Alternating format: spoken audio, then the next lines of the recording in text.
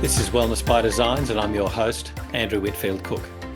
Joining us today is Lisa Moane, who's a naturopath, an SOS feeding therapist and a nutritionist, and today we'll be discussing fussy eating investigations. Welcome back to Wellness by Designs, Lisa. How are you?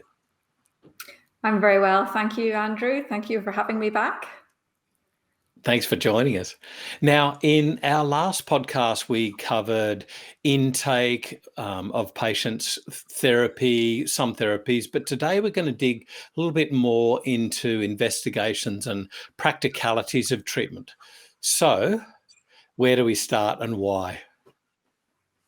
Yeah, so every single fussy eater that comes to see me, we do 2 tests straight away, straight off the bat, and that's a gut test and a hair tissue mineral analysis. Because a lot of the children that come to see me will have been to see feeding therapists in the past who may be speech therapists or occupational therapists, but they wouldn't have dug into things like nutrient deficiencies, toxicities, or gut health in general. So that's often a real missing piece of the puzzle that hasn't been investigated. And it's so important because if your child has a sore tummy, they're not going to want to eat a wide range of fruits and vegetables. So, or if they're constipated, they're not going to have an appetite. Or if they don't have any zinc in their body, they're not going to want to eat and they're not going to be able to digest their food. So it's a non-negotiable. Those are the 2 tests that I do with every fussy eater. Okay, so straight off the bat, I mean, there's a multitude of questions we can go down or avenues we can go down, but I really take your point. Like, kids particularly can't isolate where pain is. So constipation, cramping, all of those sort of painful syndromes or symptoms, they can't say it's in my lower left or it's in my general tummy rather than up here in my lungs. So how do you get a sense of what's happening? How do you dig deeper? Yeah, and it's not even that they can't articulate where the pain is, but they actually don't know that the pain that they're experiencing is not normal. Because if you've had a pain your whole life, you don't actually know that when you eat, you don't get a pain in your tummy. Kids start to think that that's normal. And then with the older kids, the 9, 10-year-olds, whenever we, do their gut test and fix their constipation, they'll be like, they'll tell their parents, I can poo now and it doesn't hurt. And the parents are like, it hurted when you poo. Like, they'd never mentioned it because it didn't seem relevant. Wow. Because that was just their normal. So yeah, kids don't know what it feels like to be able to eat and that not to cause pain and discomfort. So to cut through all of that, you just get the data from the stool test and then you just treat that. That is so sad that anyone, but in this case, kids, have a life so far of always having a painful motion or a painful tummy. I mean, to me, it smacks of what women go through with endometriosis, and it's sad. It's really sad. Yeah. So that must be such a relief, a breakthrough when you hear that news. Oh my goodness, I can actually poo. Wow. Yeah. And it's a conditioned response. Then, if you know that you're going to get reflux every time you eat something, you'll avoid eating. So it just becomes that conditioning that kids obviously don't realize. Yeah, it's amazing.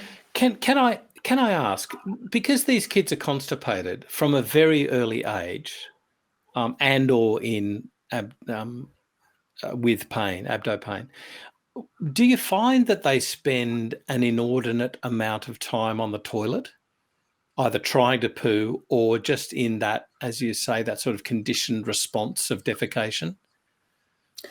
Sometimes, but more often they'll just avoid it.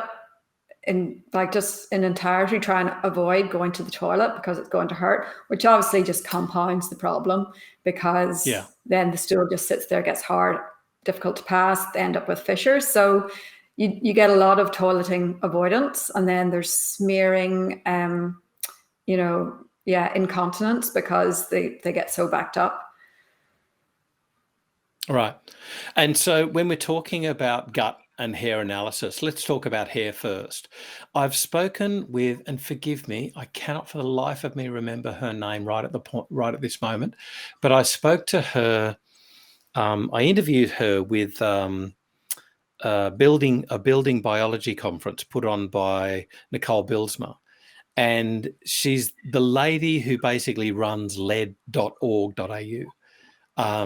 Incredible mind, this woman.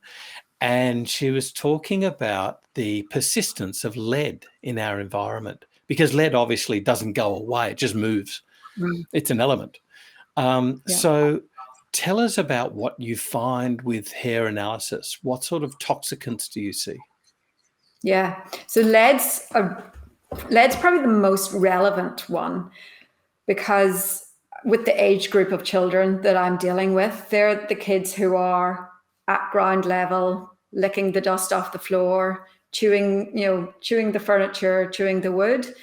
And then lead leads to the neurodevelopmental issues, which are common in my population, and it leads to the constipation. So it's kind of, it ticks a lot of boxes with the children that I work with. So lead is probably the most concerning one that I see, but also arsenic and cadmium crop up quite a lot. And, kids who are fussy eaters eat a very limited range of foods, obviously, so they can hone in on something like rice, which contains arsenic naturally. They might be having rice milk, rice crackers. Rice is kind of the 80% of their diet. So they're at high risk of then getting arsenic exposure, as well as the fact that they're deficient in a lot of the minerals that you need, to defend yourself against these contaminants. So lead, arsenic, cadmium are probably the ones that I see most often in my fussy eaters. Okay. And what about nutrient deficiencies? You mentioned some, just that you'll get them as a by the by, but do you find that there's a, forgive my vernacular here, a seesawing? Like, for instance, was it calcium and lead antagonize each other? Calcium? Yeah. And iron as well. So definitely. I mean, they can be deficient in everything. We all are familiar with zinc deficiency and fussy eating, but they can be deficient in calcium, magnesium, iron, although very often the doctor has tested that and they've been supplementing for iron, but those, and selenium. Selenium is another one that a lot of the kids are very deficient in, which, we need to detoxify. So again, just by bumping up their selenium can help clear some of the heavy metals. Okay. How careful do you have to be, though, with supplementation? Do you have to go, really gently here and sort of, possibly give some, general gut therapies with regards to movement with transit time and things like that before you start hitting things like detox? Yeah. So, if a child can't do 1 or 2 poos every day, then it can be quite problematic to start shifting some of those heavy metals. So certainly bringing in easy to administer supplements like prebiotics and probiotics to make sure that their gut health is improved before you start detoxing. And very often with the kids that I'm dealing with, because they're so young and their metabolisms are so fast, that might be all you need to do is some gut work and to replenish their nutrient deficiencies. And that might be sufficient. You don't necessarily need to do any more detoxing than that in some cases. Right. With regards to, getting the bowels moving, though, and initiating something where it's already compacted, prebiotics and probiotics are going to take a little while to work. Have you ever used things like lactulose, or, I wouldn't suggest things like castor oil be way too crampy, if nothing else, but lactulose, have you ever used that? I use lactulose, but I don't find it's obviously great to feed the good bacteria in your gut, but I don't find it that helpful for constipation. So Oh, I okay. do, compared to partially hydrolyzed guar gum, I find that a lot more effective, but I will use lactulose because it's so easy for kids to take. So I will give it a shot. And castor oil, I won't give it to them internally, but I will do castor oil packs on their tummy. Aha. Right. So things like the castor oil packs, even some flour remedies, if the child is withholding because they're trying to avoid the painful movement, then a flour remedy can be really, really good. Even a bath, like an Epsom salt or a magnesium chloride bath, can be helpful to relax things. So yeah, there's lots, we attack it from a lot of different angles just to get that, bowel moving without distress. And you just said the key word there that I was just I'm pinching myself actually that I didn't twig to it earlier. These kids are going to be under an inordinate amount of stress around their whole alimentary tract, eating, pooing, Yeah. the whole kit and caboodle. They're going to be not just focused on it, but stressed about it as well. Yeah, it can become a major focus for the whole family because, the mother's trying to, and the father's trying to do all these things to help their child poo. Their child's trying to avoid pooing because it's so stressful. And the day-to-day of that family can revolve about the child doing a poo. And often their behavior will escalate. If they've gone 3, 4, 5 days without doing a poo, their behavior escalates. So it can be a whole, it can take over the lives of these families. Oh, absolutely. I want to just take a little step back because I've just, again, thought of something else when we're thinking about investigations. Further than just, gut microbiota and hair with toxicity, what about more macro investigations, abdominal investigation? I don't know what they do in kids. This would obviously require a GP intervention, but things like Hirschsprung's disease, megacolon, functional constipation, dysenergic defecation, all of these other conditions rather than just fussy eating. How do you drill down? What investigations do you do to say, okay, it's not that, we can proceed. It's not this, we can proceed. What sort of things do you do? Quite often, my clients will have already been to see a pediatric gastroenterologist. So a lot of those, things like Hirschsprung's have been ruled out already. But I do often send them to a pediatric physio to assess them, especially for like hypermobility, because if they've got if they're hypermobile and they've got maybe a connective tissue issue, then constipation's going to be an issue, as well as just being able to physically sit at the table to eat your dinner is going to be an issue. And I send them to the GP to get their thyroid checked often as well, just to see if that is actually a problem. Those are probably, the pediatric physio is where I send my clients most of all for that kind of alternate view on things. Right. Can you take us through, getting back to the heavy metals, can you take us through a bit of a symptom picture as to how kids present? Are there any little key symptoms, behaviours, some sort of chestnuts that we can get as to what might be the type of heavy metal that they're exposed to at all? Yeah, so the classic is lead with ADHD. And I have seen this like many times where kids with hyperactivity and they've been diagnosed with ADHD, and we do the hair test and they've actually got lead toxicity. So that's very well accepted as well in like mainstream medicine. But with arsenic, anemia and a lack of appetite and stomach pain can be consequences of having the arsenic toxicity. And with cadmium, I've seen children with, intellectual disabilities, and when I've tested them, they've had cadmium. So obviously there's going to be a lot of variation, but certainly with lead and hyperactivity, it's a really strong link. You've actually just given me a little hint as to what I might be looking for in a patient that I'm seeing. Yeah. Um, interesting. And you've mentioned cadmium, sources of cadmium. We know smoking. What else? So areas that have been industrial in the past. So I'm down in the Illawarra. So we've got Port Kembla, which is still, emitting huge amount of pollution. And things like oil, like industrial oil, if there's been oil contamination of the soil, that's another source of cadmium. There's a place nearby where there used to be a bus depot, and then all the diesel and everything was stored underground, and that has leaked over time. So then people who live nearby that, if they're drinking the groundwater, that's going to have cadmium contamination. I think grains, and unfortunately potatoes. Potatoes can be a source of cadmium as well, which is sad. Okay. Any particular source type production?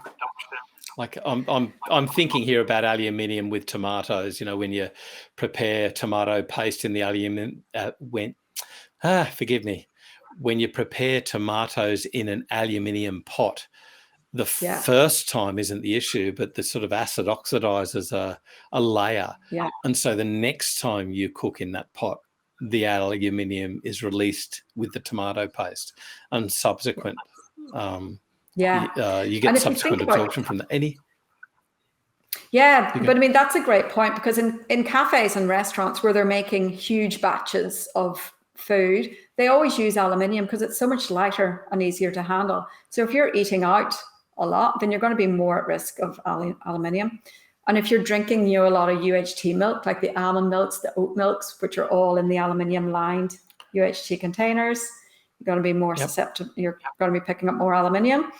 But yeah, I mean, aluminium saucepans are a big no-no. Yeah. Gotcha.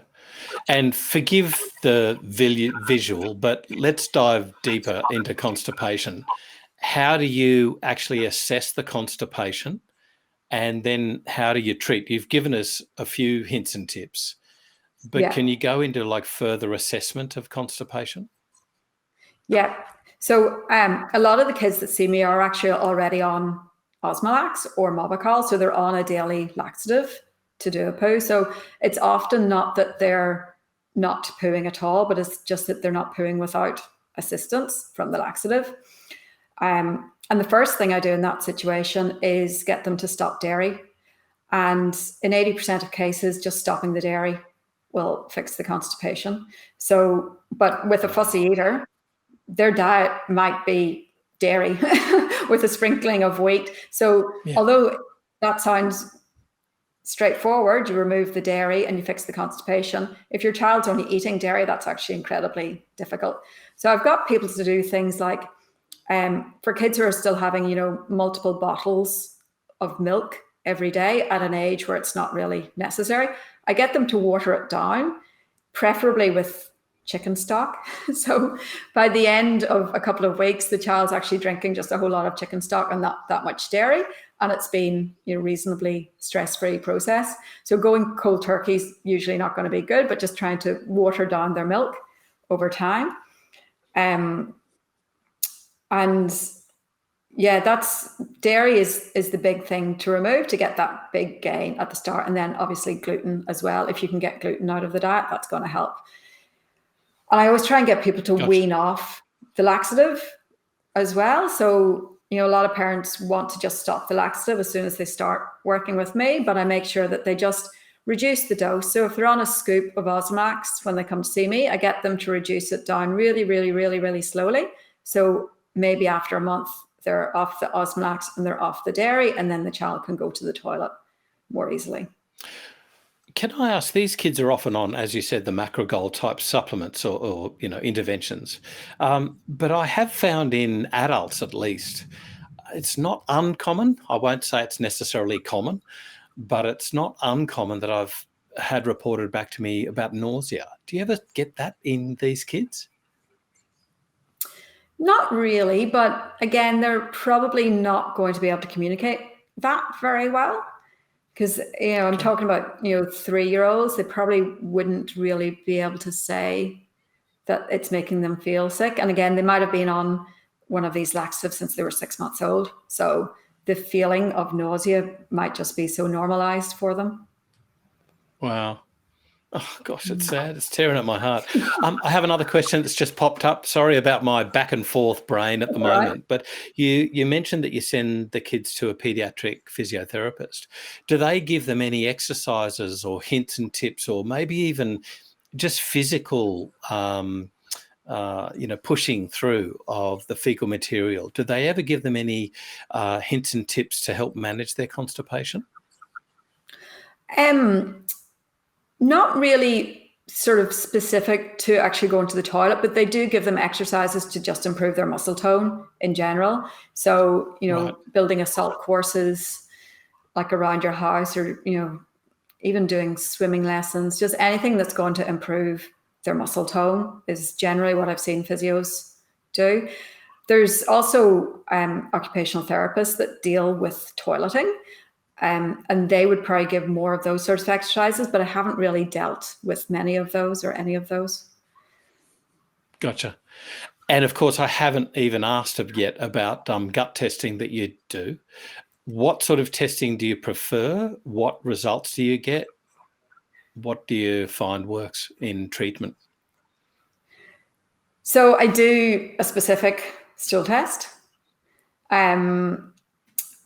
That I'm sure a lot of people are familiar with, but it gives all the pathogens, and it gives the parasites, and it measures how leaky your gut is, if you're reacting to gluten or not. And the things that crop up are crazy.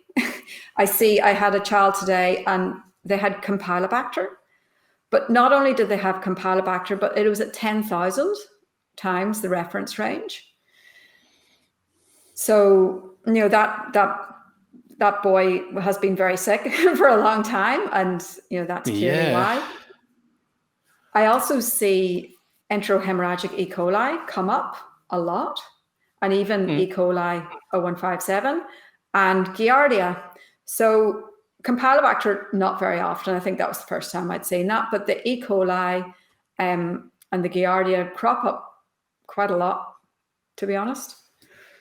And it's because these kids are licking things that they shouldn't be licking. They might have pica, where they're like chewing on stuff in the playground.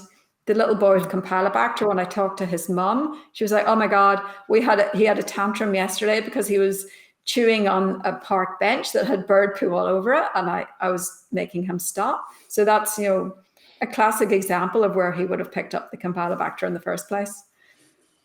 Right. Okay, so here's something that I don't understand. Campylobacter jejuni very often causes diarrhea, not constipation, and it's also related to damaging the major motor complex? The Migrating motor MMC and complex. the migrating, thank you, motor complex in the small intestine, which then leads to SIBO. So do you ever deal with sort of a biphasal diarrhea constipation picture, or is it mainly by that stage the damage is done and they're suffering from constipation? Well, this little boy, actually, he had vomiting and diarrhea frequently, so he didn't have that constipation. makes more sense to me.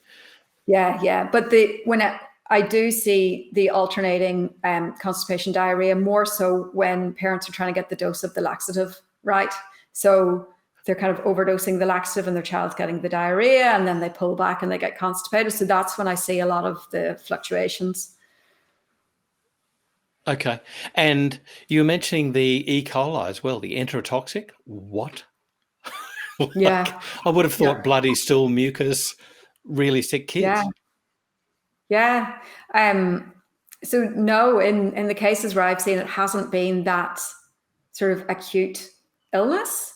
It's just been, the kids where I've seen it, they have pretty much all been diagnosed with autism spectrum disorder, and all about the ages of 2 or 3. So they've been drinking water that's been contaminated. One of them was drinking raw camel's milk, which I assume might have been contaminated. But yeah, it's just, they're just not well kids. I'm quite stunned. Raw camel's milk. Yep. There's got to be a cultural thing there.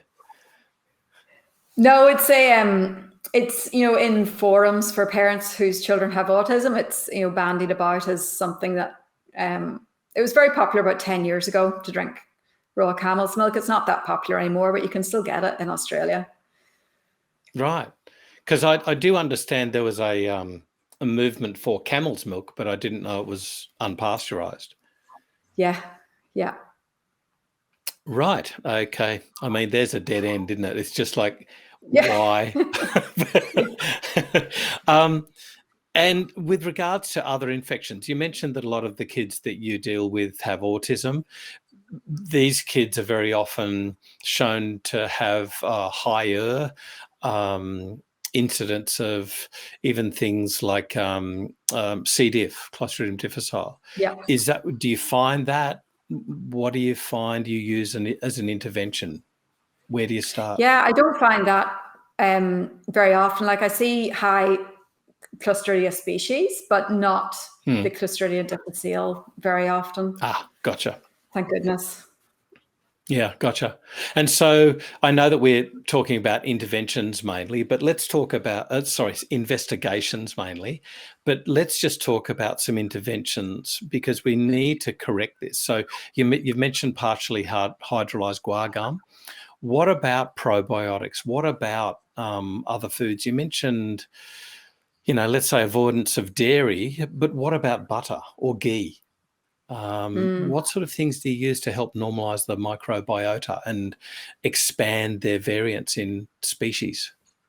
And so obviously with most people you would say eat more fruits and vegetables, but that's not going to work with the kids that I work with initially. I mean, ultimately that's the aim. But yeah, I use a range of prebiotics depending on the situation. So for Campylobacter GOS, so galacto-oligosaccharides, has research that it's actually good for reducing Campylobacter. So in that situation, I would use that. I don't use inulin very much. I do use a lot of acacia gum and partially hydrolyzed guar gum together. And then I use herbs, so different herbs that are going to increase certain species of bacteria and decrease certain species of bacteria. So I try to, I make all these kids a herbal mix, which is fun, trying to get that into them, but one that's going to, alter the microbiome in the desired direction. And to be honest, herbs is actually, people shy away from giving herbs to kids because it seems so difficult. But because the doses are so small, so you might only need to give a child 3 ml a day, and the parents can just put it into a syringe it into the back of their mouth, wash it down with a glass of water or like a drink of water. So herbs are not that bad for getting into kids. Give us a hint as to what sort of herbs you use. Are we talking the chamomiles, the gut herbs, or are we talking more microbial type herbs? So yeah, I don't use the sort of the hardcore herbs so much, but something like chamomile, echinacea, licorice, those sorts of like gut modulating herbs is what I use a lot for these kids. And if they like licorice, then it's easy. Yeah. Do you find that you have certain subsets of kids that prefer licorice and others prefer things like ginger? Do you ever get that? Do you ever find? Yeah. I mean, you cannot assume anybody is going to like or dislike anything because NAC is the classic one. I always preface, when I give a child NAC, I always say, oh, and then some people go back, oh my God, that was delicious. That was so good. Like, some people love it, and some people think I must be absolutely, a maniac to think that anyone would take it. So, and you can't pick it. So yeah, and like my kids love licorice. So if I make them a herbal blend with licorice in it, they're like, give me all the herbs. They love it. But then, some people just can't stand it. So yeah, it just depends. Right. And have you ever found a way of hiding NAC for those people that have forgive me, my brain's gone for the day, an inhibition to it? Yeah, I had one little boy and his diet was primarily 7-Up and donuts. And so you can get NAC in lemon lime flavor. So the mother was putting the NAC in the 7-Up. So, right. Obviously a lot of work to do there, but because the NAC actually goes quite well in 7-Up. So that was, a means to an end. Anyway, you got to. Any more strategies? Any other strategies you can give us about how to help get supplements, particularly those that might have a stronger taste, into these fussy eaters? So transdermals are great. If you can get your hand on some transdermal nutrients, so zinc. I do a lot of transdermal zinc with fussy eaters just as a very initial strategy. Because once we can get their zinc up a little bit transdermally, then we can go to the oral zinc and it won't be quite as offensive. But I try to get, if you can teach a child to swallow a capsule, then your life is much easier. And it's a skill that you have to learn. So you don't have to be a certain age to swallow a capsule. You just need to learn that skill. So I've had 4-year-olds who've come to me and they're able to swallow capsules. And then I've got 14-year-olds who can't swallow capsules. But you can, there's YouTube videos from major children's hospitals teaching children how to swallow capsules. So that's definitely worth trying. And sometimes it will work, sometimes it won't. But if you can get your child onto a smoothie a day, then most things, maybe not NAC, but most things like prebiotics, probiotics, some magnesium, some herbs, that can all go into a smoothie. And as long as the smoothie is small enough that a child can finish it, then that's, again, quite easy. You can get everything in one hit. And then, syringing, like cod liver oil, just syringe it into the back of their mouth. And if you aim, for way back here and then blow in their face, especially with the younger kids, you syringe it in and then blow and they go, and they swallow it. It's like a reflex. Wow. Okay. I didn't know that. I was taught when my daughter was a baby, she had to take medication for the first 3 months. So the hospital taught me that one, to syringe it into the back here and then blow it. You go that and you swallow it. So to the back and to the side. Yeah. Right. So I have parents, I don't know how many syringes they have in their house. They must have a lineup of 10 different syringes because they just syringe in everything. So, they'll open the zinc capsule and mix a bit of water, syringe it in, syringe in the herbs, syringe in the cod liver oil, and they just syringe it all in. And the child just gets trained to do that. That's what you do after dinner. You get everything syringed into you. That's very cool.